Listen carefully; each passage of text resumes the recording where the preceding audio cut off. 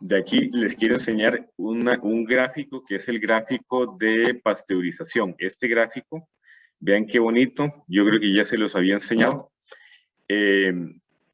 Este gráfico se llama el gráfico de pasteurización estándar de la leche. De hecho, esto está en el libro de Earle, de alimentos, que es uno de los libros que tenemos en el curso. Y este gráfico que representa, pues simplemente representa un decaimiento exponencial. Para los que estén un poquito familiarizados con el tema, cuando yo esterilizo, cuando yo someto a calor un material, pues las bacterias se van muriendo y se mueren según una ley de decaimiento exponencial. Vean qué interesante. Entonces, en un gráfico semilogarítmico, pues resulta una línea recta. Y entonces cada bacteria tiene diferentes rectas.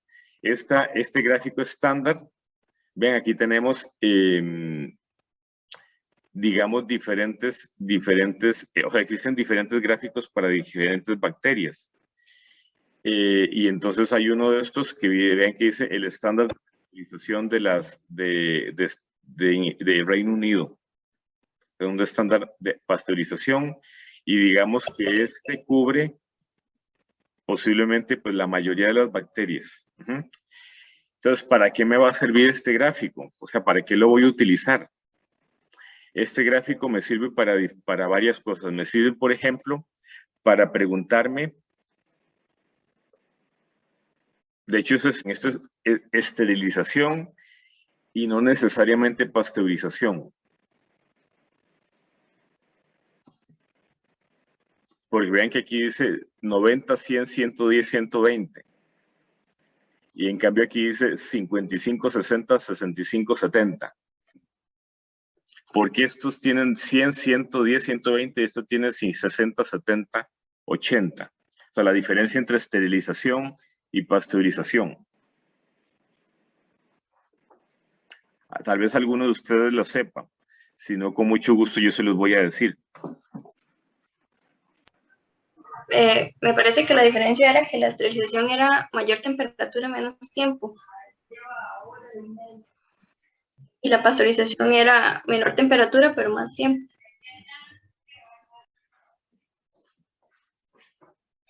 Sí, en ambos casos yo puedo jugar con la temperatura y el tiempo.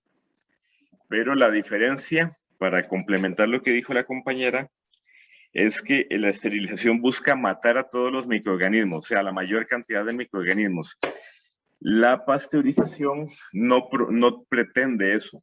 La pasteurización no pretende matar a todos los microorganismos, solo pretende reducir la cantidad de microbios a una cantidad, digamos, razonable para que el producto dure lo que tiene que durar. En el caso de la leche, digamos que dure unos días, pero no se pretende matar todos los microbios, solo reducir la cantidad. Esa es la diferencia entre esterilización y pasteurización. Y ahí tenemos, por ejemplo, una información importante que tal vez ustedes no conocían. Entonces nosotros vamos a usar este segundo gráfico para efectos de, por ejemplo, de pasteurización. Si fuera un caldo de fermentación, por ejemplo, ahí sí es muy importante que no haya microbios del todo, entonces se usa esterilización. Pero en caso de la leche, se usaría pasteurización o incluso un jugo de naranja o alguna otro producto de los que llaman pasteurizados. ¿Por qué razón la pasteurización se llama así? A ver, una trivia, como dicen. ¿Por qué la pasteurización se llama de esa manera? A ver si les suena. Por el hombre que lo inventó. Sí, ¿cómo se llamaba ese señor? Pasteur, algo así. Exactamente, Luis Pasteur. Luis Pasteur, incluso todavía existe en Francia un instituto que se llama Luis Pasteur, muy importante en temas de microbiología y de biotecnología. El Instituto Luis Pasteur en Francia era un señor francés que fue el que demostró, por decirlo así, que los microbios existían.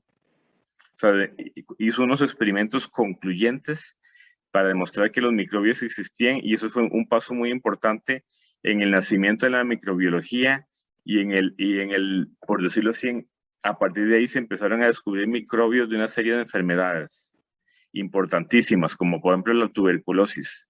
Antes de Pasteur había gente que dudaba, o sea, los microbios era una teoría, como muchas otras, y había otras teorías alternativas, había otras explicaciones alternativas, por ejemplo, de por qué se descomponían los alimentos.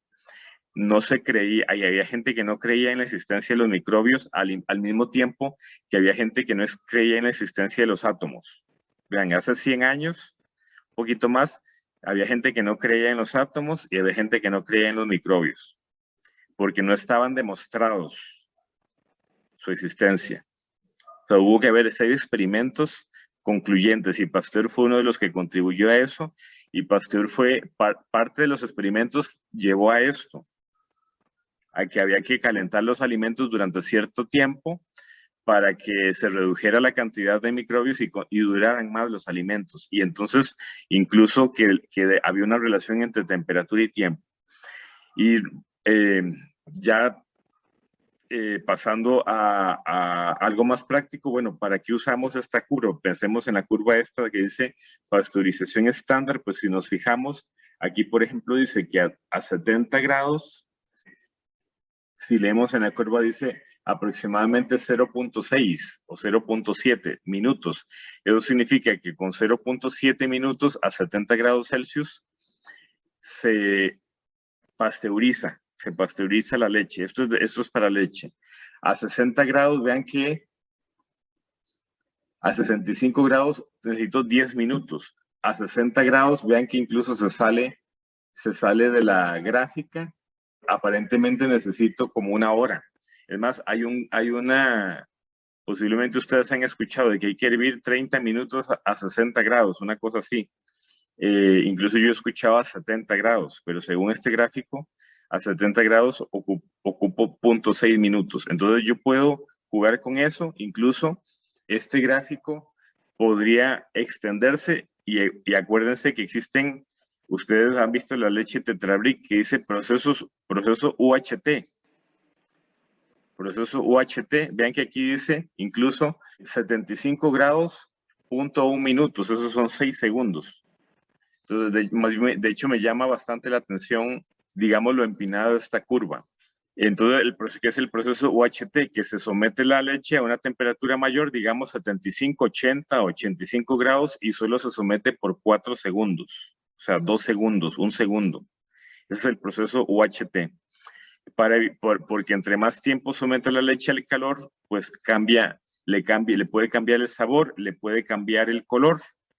Cuando salió la leche Tetra Brick aquí a Costa Rica, por primera vez, que ustedes tal vez no se acordarán, pero yo sí, la leche tenía un saborcito como a caramelo, como a quemado, cuando la leche se quema un poco, porque seguramente estaban todavía buscando los parámetros para ese proceso y se les estaba pasando, por decirlo así. Entonces, vamos a hacer un ejemplo rápido. Vamos a decir que yo calenté, digamos, a 60 grados, dice que necesito, bueno, a 60 grados no dice, entonces a 65 grados dice 10 minutos, pero digamos que yo lo calenté 5 minutos. Entonces, vean qué interesante, porque aquí hay un ejemplo resuelto. Si ustedes lo revisan, este señor, que es un ingeniero de alimentos, lo que hace es, bueno, calenté 5 minutos y tenía que calentar 10. Entonces vamos a decir,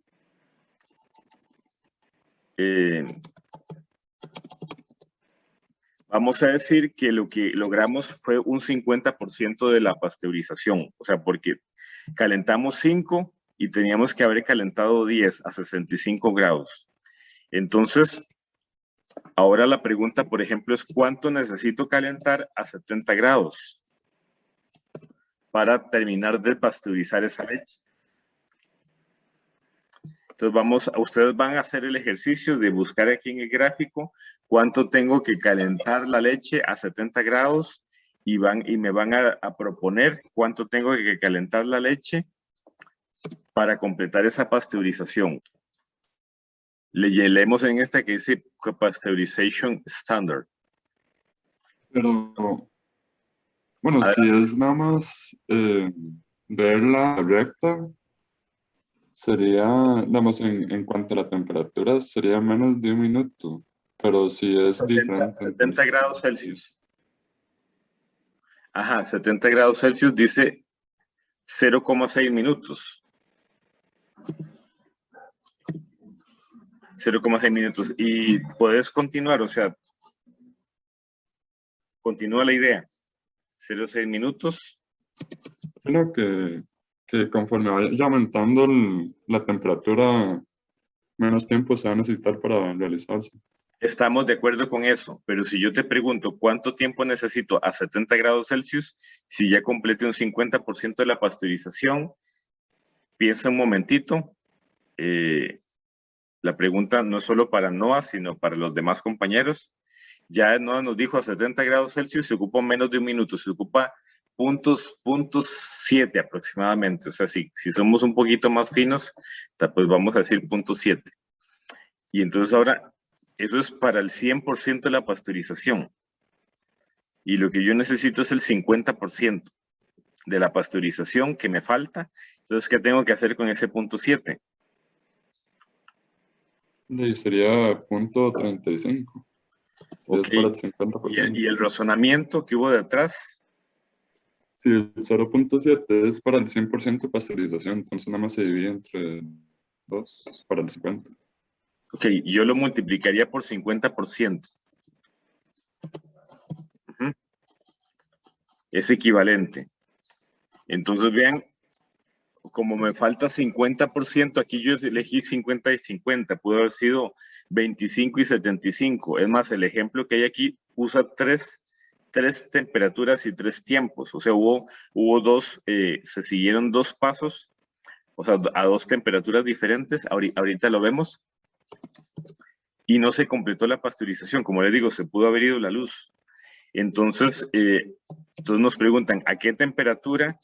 ¿Cuánto tiempo, a esta alta temperatura, cuánto tiempo necesito para completar la pasteurización? Entonces, ven, en este caso, solo ocupo 0,35 minutos a 70 grados Celsius. Esta curva, de hecho, me llama la atención porque los datos que están en la pantalla, que son tomados del libro de Earle, y esta curva también, digamos, como que no coinciden, como que los datos que están en texto son más lo que nosotros conocemos, 30 minutos a 63 grados, por ejemplo. Vean aquí un ejemplo que dice que se sometió una leche a 3 temperaturas durante tiempos cortos y entonces para cada combinación, temperatura-tiempo, pues se calcula un porcentaje de pasteurización y entonces digamos que me imagino sumando esto no da 100, da 83. Entonces proponen usar 66 grados y, por ejemplo, vean que dice 0,17 por 5,4 minutos, que esto sería el 100% de pasteurización, y dan 0,92 minutos adicionales se necesitan para completar la pasteurización de esa leche. Entonces, esto es para que vean que el tema de la pasteurización es algo que puede ser tan sencillo como esto.